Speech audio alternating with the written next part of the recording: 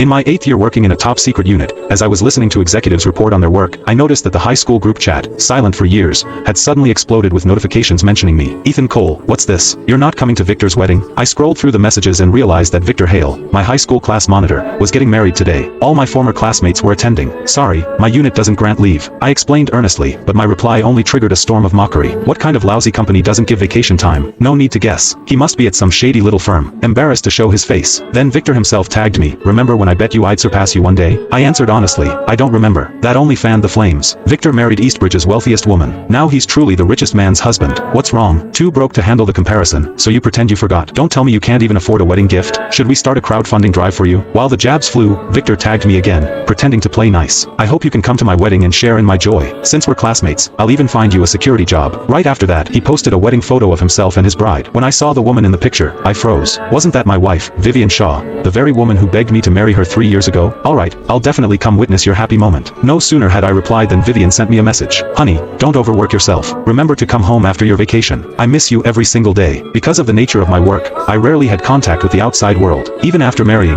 Vivian and I seldom spent time together. Still, she often sent me tender messages filled with longing. I always believed she loved me deeply. Thinking back now, what a joke. I requested leave from my superior. Using the wedding location Victor had shared in the chat, I drove there in the official vehicle my boss approved. From afar, I spotted a massive red banner at the entrance. Congratulations to Ms. Vivian, President of Crown Rise Corporation, on your wedding. Beneath the banner, Victor, dressed in an expensive suit, stood proudly awaiting his bride, surrounded by old classmates. Victor, you've kept this hidden too well. Only now do we learn your wife is actually Eastbridge's richest woman. Exactly. I've heard President Shaw isn't just wealthy, she's powerful. Nobody dares to cross her. You're incredible, marrying someone like her. Victor, you're about to be the richest man's husband. Don't forget us. Even our old homeroom teacher flattered him. Victor, I always knew you were destined for success. That's why, even though your grades weren't outstanding, we teachers never scolded you. I could tell you were born for greatness. You don't need grades when you have power. Amid the praise, Victor's lips curved into a smug smile, pride gleaming in his eyes. But the truth was, Vivian wasn't as capable as they thought. Without her marriage alliance with me, an alliance that made her rivals hesitate, she would have been devoured long ago. And without that shield, Victor would never have had the chance to flaunt the title of richest man. Unexpectedly, Victor used this as another way to flaunt himself and soak up praise. The moment they noticed me, the classmates who had been flattering him just seconds ago immediately frowned,